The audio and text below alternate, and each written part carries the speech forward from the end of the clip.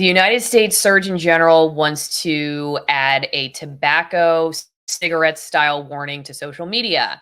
He wrote in the New York Times op ed section, Surgeon General, why I'm calling for a warning label on social media platforms. And Dr. Vivek Murthy, who is the person who wrote this, who is the Surgeon General, I should add, is also involved in the Supreme Court case that one of my videos is a part of because he has been part of the censorship regime over the last few years. I don't disagree with his concern over social media for young people, but I really question his intentions. I'll just say that up front. So we're going to look at that in a second. Don't forget, though, if you work for a social media company and you think the US government's about to shut you down or has too much control over your life, maybe you need to invest in gold. And if you're somebody else, you can text BIRCH Gold. You got to write Alison with one L, Alison, 989-898. Bill did it. Bill did it. It's your turn. Whoever you are that's watching, support the show. Text Alison with one L to 989-898 and get every piece of information you've ever wanted about investing in gold. Recently, for the first time in our history, the interest the United States is paying on the national debt has flown past every other budget item except Social Security, which means that we are now spending more on interest than on national defense, which says a lot, or even Medicare. And it is getting worse, which is why you, the savvy investor, may want to consider switching your IRA or your 401k into physical gold. Gold Group has helped people do this for over 20 years. They've got tons of 5-star reviews, and they're nice enough to sponsor the show. So if you're somebody who enjoys the content and you're also somebody who's been interested in learning about switching over to physical gold as an investment or as just a security for your retirement, then text Alison, Alison, 989-898, and you'll get a free no obligation info kit on gold. Okay, so let's go back to our topic of the day. We are talking about Dr. Murthy's essay here, New Times. We're going to talk about the media coverage of it. And also I'm going to show you what he's really after, which is this thing he drew up a while back called social media and youth mental health. And I'll show you what he really wants to happen, because the warning label is not the end game here. And there's a lot that this guy wants the social media companies to do. But just at first blush, Bill, give me your take on what you think's going on here. Okay, well, I did not know about that. Can you pull that part back up? The what he wrote? Yeah, I've not read this. Yeah, the social media and youth mental health. I've not seen that. Okay, so I'll throw that disclaimer out there right now. But with that being said, I kind of don't have a problem with it, to be honest. Now, again, I've not read that report that Allison's referencing to that she had pulled up there. Maybe there is something else that they're trying to do. I don't know. But we allow the Surgeon General's warning on cigarettes. We've allowed the Surgeon General's warning on alcohol, things that are known to damage the mind and the body, and it's just not good for you. So I don't have a problem with it. I mean, because people still use cigarettes and alcohol every day by the billions. So I mean, I don't think I have a problem with it. It's really not that big of a deal. And if I'm going to go one step further, I don't think my nieces and nephews have tried to follow me on social media, and I block them on purpose. Because number one, I post some stuff that probably they don't need to read. And number two, I don't feel that kids should be allowed to have phones until they're way into probably middle school or beyond. And I feel it's not a healthy space for kids. And now it seems that pornography is getting put behind a lot of different walls way too late, whether it's a paywall or whether it's I'm an 18 and I have to prove it. So, you know, the government's still trying to catch up with the stuff that is going on online. So I don't know if I have an issue with it, but I'm sure you're going to explain why I should. Well, I mean, I will explain why I think there is a reason for caution and maybe not just jumping in with both feet. Right. Here, for instance, this is the article that he wrote himself. This is not a journalist writing about his thoughts. Like this, these are his words. Additionally, companies must be required to share all of their data on health effects with independent scientists and the public. Currently, they do not, and allow independent safety audits. While the platforms claim they are making their products safer, Americans need more than words. We need proof.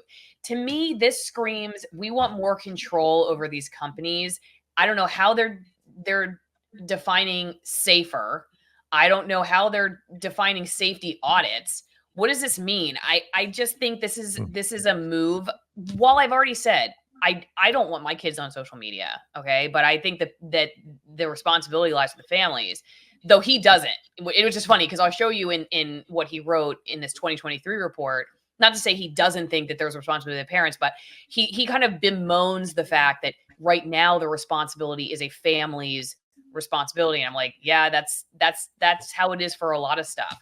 Mm-hmm. But I just see this as a hint towards what they're after, and I don't think it stops with kids. I just don't. And like I don't know if I have a good answer for this one, Bill, because on one hand, like I said, I really do, in a lot of ways, loathe the effect of social media on our society. I'm not a cheerleader for it. And, Mm-hmm. I personally have to check myself because this is my living, is being in this world. And I don't think it has a positive effect used in irresponsibly, I guess. Like you have to, Mm-hmm. you can get addicted to this stuff very easily, Mm-hmm. and it could have very negative effects. That said, I just don't trust this guy at all, and I don't think it stops here. That's my overall generalization of what's going on. Well, not somebody not being able to trust a government official or a branch of government, but that same branch of government doing something good for a change, both things can be true at the same time. So I don't think it's necessarily wrong to question the motives, or, are they really just wanting to get the data from these companies, or are they wanting to have more control over these social media companies? I mean, hell, Allison, we've been talking about a TikTok ban for almost a year now.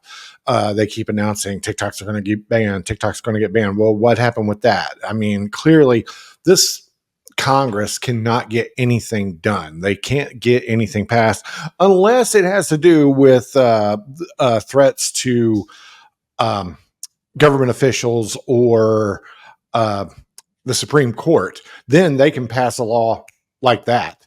But when it comes to the mental health and safety of ourselves and our kids, it's probably on the back burner. This is definitely a story that's grabbing attention, and rightfully should. Maybe they do have some good intentions here. I don't know, but there's definitely more research to be done about the harmful effects, but clearly there are harmful effects. The other interesting story here is the media coverage of it.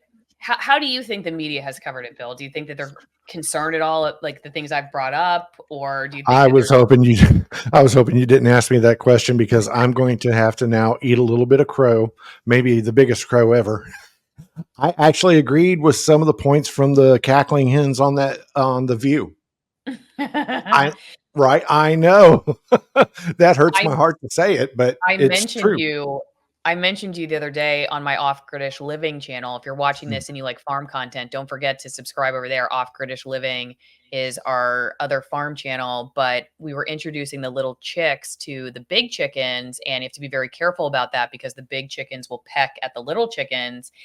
And I said, this is why my friend calls the View hosts chicken heads, I guess. I finally figured it out because all they do is just peck at each other all day long. That's all they do. Cluck, cluck, cluck, cluck. So, somebody commented, don't insult the chickens by comparing them to the View hosts. Duly noted. um, well, yeah. So yeah, the NPR article here, as are a lot of the other articles, are just laying the groundwork for how terrible social media is. Which they have obviously, I mean, they benefit from so much of the terrible stuff that's allowed on social media. So Mhm. I don't know, but they're all about it. They think it's great. And you know what? I saw Dr. Murty on Fox News Channel.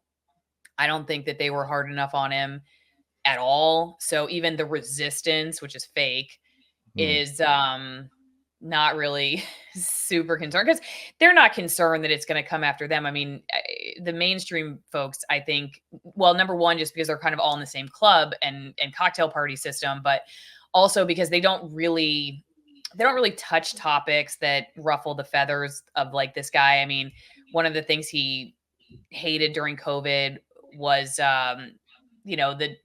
actually, I don't want to say him specifically, but his censorship regime. They didn't like the doctors, for instance, that came on my channel and were questioning, well, everything basically, Mm, and a lot of that stuff got suppressed because of the pressure that was coming from offices like his.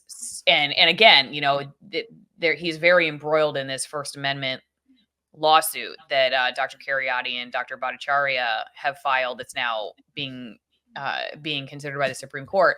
So that's just why I just don't I don't align with this guy's view of safety as mhm, much as I align with his concerns about social media. I definitely share his concerns about social media. I don't align with the way he looks at safety and the government's role in safety because I think it gets abused and bastardized over time.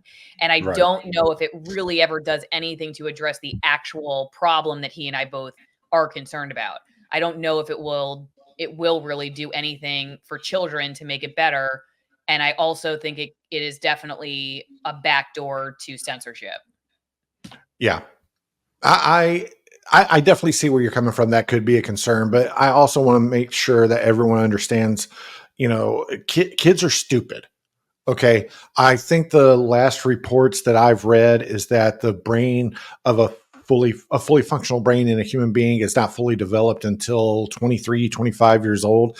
So kids are stupid, but you're also talking about the same government that says, okay, at 18 years old, we could throw a rifle in your hands and you can go to some godforsaken overseas country and die because we told you to, but you can't have a beer until you're 21. So, the oxymorons of the government have always existed. But again, I think just the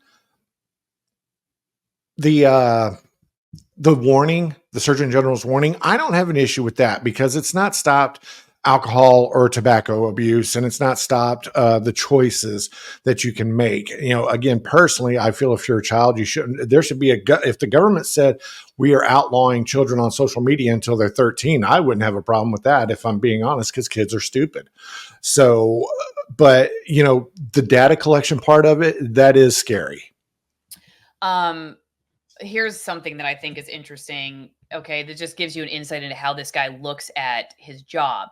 So he's talking about discussing this issue with students. Okay, and he says, okay, yeah. Last while I gathered with students talk about mental health and loneliness. They talk about what they like about social media, what they don't like about social media, and he ends by saying there was a sadness in their voices, as if they knew what was happening to them but felt powerless to change it. Why don't you just tell them to put down their phone? I mean, do you see what I'm saying? Like, Mhm. look, push back on me. I'm happy to hear it, but it's like the answer is they need to get off their phones. Why do they have a phone? That's my first Exactly. Don't give them a damn phone to begin with. Why do they have a smartphone? I mean, I don't know. I mean, he doesn't say what age, but it's like as a father of a 6 and 7 year old who have already asked about social media, I worry about how my wife and I will know when to let them have accounts. Well, figure Mhm. it out, dude. I mean, you don't know how to handle this in your own family and you want to regulate mine. This is why I don't Mhm. buy this BS, dude. I'm sorry. I just That's don't that's a buy good it. point. All right, listen, I'm starting to get worked up, so my liver is probably getting stressed out. This is why I need to go. I need to go over and help my liver because this topic is just too much. Listen, if you go to getliverhelp.com/Allison and you get their, I'm holding it right here, their liver health formula. Okay. You also get their omega-3 fish oil. I'm taking both of these. I take 2 of each every day. Why? I eat pretty healthy. However, I was on a very sugary diet for a long time. And honestly, it's one of the biggest issues facing Americans today, fatty liver, or just other chronic health issues related to eating processed foods and putting too much burden on your body. So, as you transition, which is a great thing to consider as you transition to a better diet, You can give your body a little bit of extra support and support the show. Go to getliverhelp.com/Alison. And like I said, you get both bottles. You get the liver support formula and you get the omega-3 fish oil. You will get these both of these products, I should say, have been developed by naturopathic and allopathic doctors. They do all kinds of things like help with energy, improve digestion, increases your nutrient intake for the foods you are switching over to. The products are totally natural, beetroot, milk thistle, artichoke extract, turmeric, all kinds of stuff that honestly, if you just got each one of those, it'd be a lot of money, and you get them all combined in one natural supplement. So getliverhelp.com/Alison. Let me know what you think. So going back to it, Bill, the media also really kind of gives me a little bit of pause, because anytime I see the mainstream media in lockstep applauding something, then I go, all right, what am I missing here? Because that also does not signal to me that we're getting the full story, or that necessarily this is a good thing. I'm not saying we can't ever agree on something. I tend to not align with them on the way they see the control of speech and the danger of speech. I mean, they seem to be very scared of free speech in this country. I'm not. So when they think something is great when it comes to speech regulation, I wonder, okay. And again, like, I'm not somebody who has all the answers at all. I'm going to be figuring this out with my kids just like everybody else.